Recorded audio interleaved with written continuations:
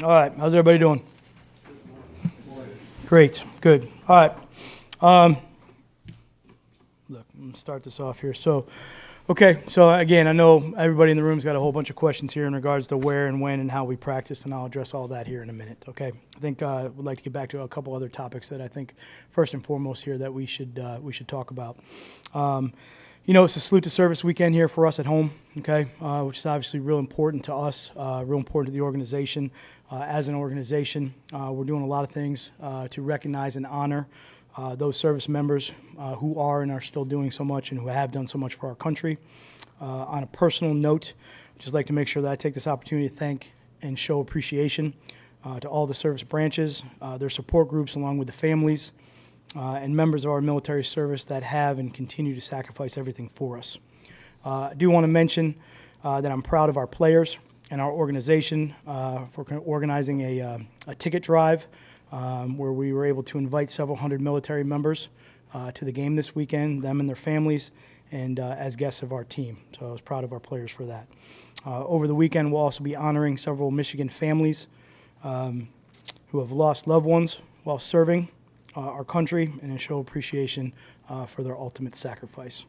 And I just want to make sure that I hope these quick mentions are a reminder for us to focus on what's really important here as we work through the weekend. So just want to make sure that we start off the right way. All right. In regards to practice, a couple comments I just want to make on this topic and provide some maybe insight and let's call it closure to this continual conversation that we have here as far as our training. First, we'll always practice and train in a manner that looks out for our players' ability to prepare each week for our opponent, while also taking care of and including all parameters to the overall health and safety of our team.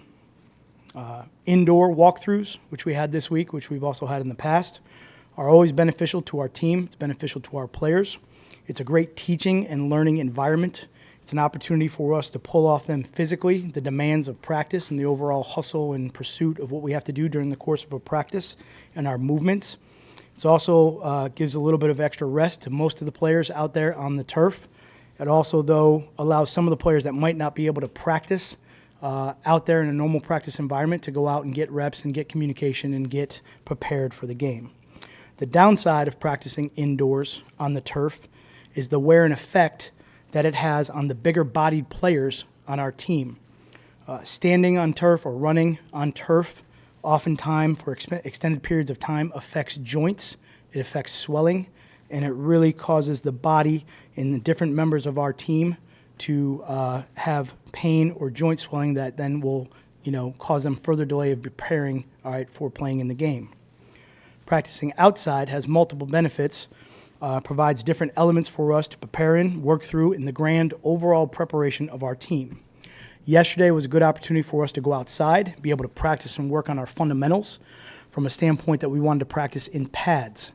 Practicing in pads on turf is a little bit of an extra risk in my mind in some of those situations where feet or footwork might be stuck in the turf in different situations, whereas the grass or the natural ground has a little bit more give. In those situations, it was safer for us to go outside in pads and practice in an opportunity where we could work on our fundamentals in what I thought would be a safer manner, which is true. Going outside yesterday allowed us to also have the opportunity to focus on our fundamentals, which we needed to do, and take care and make sure that we are technically sound in some of our footwork. Practicing in some of those conditions, whether it's mud, snow, loose grass, whatever the case may be, focuses most of the skilled players to have to keep their feet underneath them, be able to break with low center of gravity, and play technically sound, which is always good from a fundamental standpoint. So it was a good opportunity to get that done. The temperature yesterday was not a factor. It was not cold outside, and there was not a heavy wind. So it was an easy day for us to go outside and get some good work done. Working through conditions that are not ideal as a football team is also another benefit for us to take live learning environments and turn them into actual teaching moments outside also. Allows us to focus on the details, again, like I said, of our technique, but also the awareness of our surroundings, which we'll have to play through and fight through at some point, in particular through the course of the year. When the elements pop up, it's a great learning lesson for us. We're going to take the opportunity to make sure that we fight through it. And again, remember that we're always playing the team or the opponent, not the elements. In many cases, we change and alter practice and locations based on what we feel is best for the team in that particular moment. Some of those decisions are made at the very last minute based on how the weather or how the field or how the team feels in that particular time. Last Friday, we practiced inside. We played outside. Miami week, we practiced outside in the quote-unquote cold, but we played in a 112 field temperature game. Again, it's about the preparation. It's about how we practice. It's about our execution. And then it's about how we perform on Sunday. That's all that really matters. So that's just all we're trying to do. There's no more discussion. There's no more conversation about it. I'd like to move on and show a little bit more respect to Carolina, the Panthers, Coach Ron Rivera, his outstanding team that he's bringing up here to play against us, and the challenges that we have, in fact, trying to stop and prepare for them. We're going to be practicing inside today, just so everybody's clear, all right? Make sure everybody's good with all the head coaches in the room on that. Everybody good there? So, again, there's some wind out there, some gusts. Probably a good idea to practice inside and make sure we have some good timing. It's all based on what's best for the team at that moment. We good? Great. We got any questions about Carolina? Just about getting Darius back and how important that was. That is, when you have a guy obviously of his caliber against the multitude of weapons that they can put out in the passing game, just if you do in fact get him back, how big of a boost would that be?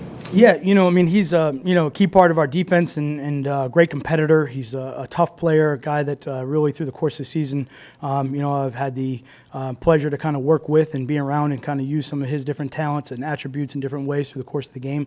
I think he gives us some multiplicity also in the back end, which is great.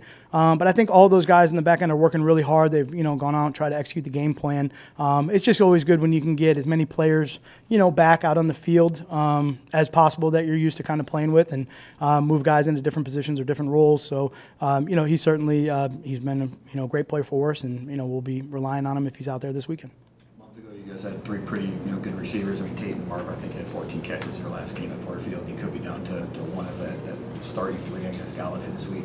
What sort of bind does that leave the passing game and not having full complement of weapons? Again, whoever's out on the field, we expect them to go perform at a high level and help us win. We have a lot of good players on our team, and it just might be in different groups or it might be in the wide receiver group, whoever it is. They just need to step up into that role and go out and perform at a high level. And these are professional football players on all level.